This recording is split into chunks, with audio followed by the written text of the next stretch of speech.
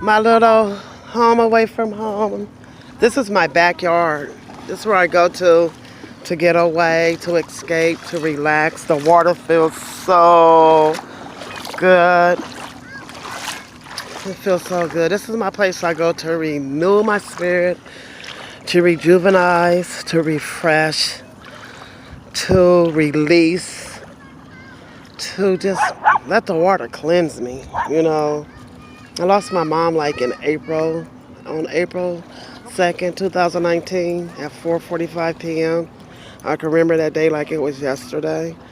Um, she transitioned and went into her heavenly body, to her heavenly home. And I'm still grieving it, grieving her, missing her, loving on her. You know, I took care of my mom for over 17 years. She was a diabetic.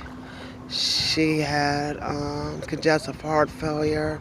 She was really insulin dependent. She took 4 shots a day. Look at dude. He just flying on by. You know, she had a lot of health issues.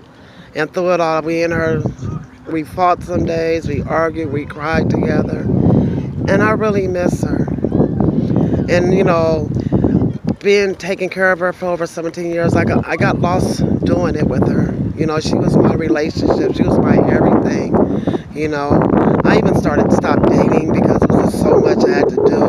Plus, having another full-time job, taking care of, you know, full-time job, plus taking care of her. And now I'm at a place right now that I don't know what to do. You know, it's like I'm stuck in a rock in a hard place.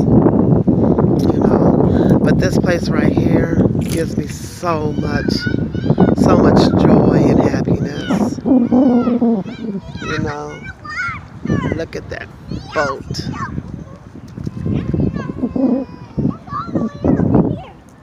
You know, I really miss her. I miss my boo. That was my boo. That was my ride or die. That was my go-to. That was my everything. She was my mom, a strong, black, independent woman who faced so much health issues. That didn't stop my mom. She was the life of the party. Her faith was so unwavering. When the doctor says not, she said, "Oh no, the God I serve said I can." And she pushed and she pushed and she fought and she fought.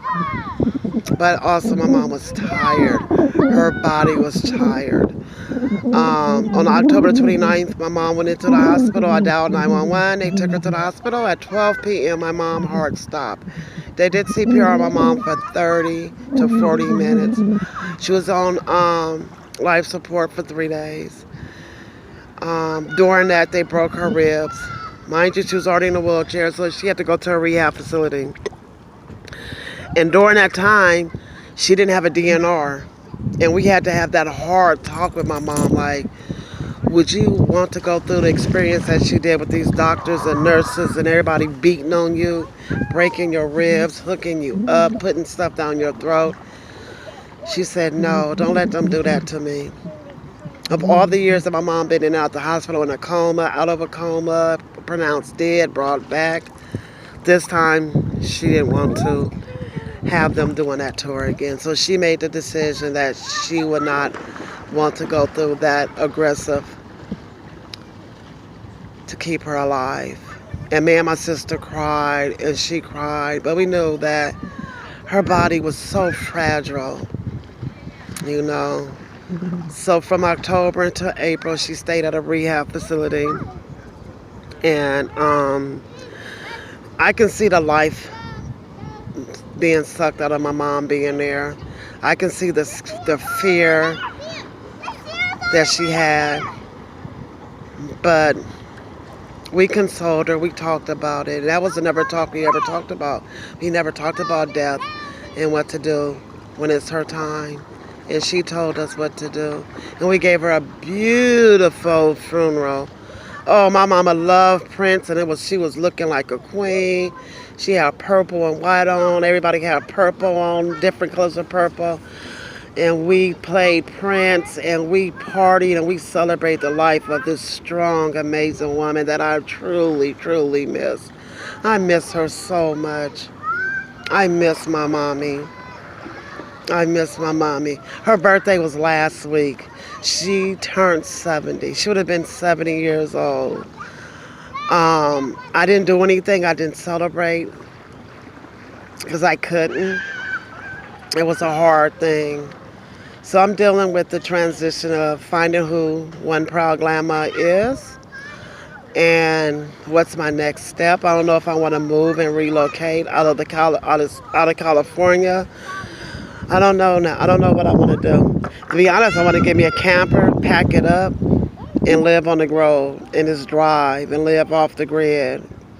I've been looking into tiny house living, camper living, even van living, just to spread my wings since I've been taking care of my mom for so long. So I know one thing for sure. I will get through this. This too shall pass. And grieving doesn't have a time limit on it. And grieving will not stop me from living because my mom will want me to continue on and continue pressing forward. You know, I have beautiful grandchildren. I have beautiful children that helps and support me dearly. You can hear them in the background. You can hear my grandson in the background. He having fun in this water. It's like 92 degrees. It's beautiful. This water feels so good. Look at that. So that's all I had to say. I'm just having a kind of tough day. But you know what? In all, I won't complain. I may have some good days. I may have some bad days. But you know what? I won't complain. I won't complain. Thank you. Just remember to love on your loved ones. Keep them near and dear.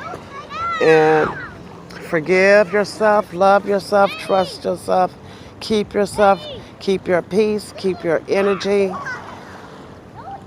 Don't let nobody tell you that you can't. Remember, you're the head and not the tail. You're above and you're above and not beneath. I always speak those words because I speak over myself. Because life is a challenge. And sometimes we have a lot of challenges that we got to face. And a lot of things that will come our way. And I'm telling myself, don't give up. Don't give up. Not today.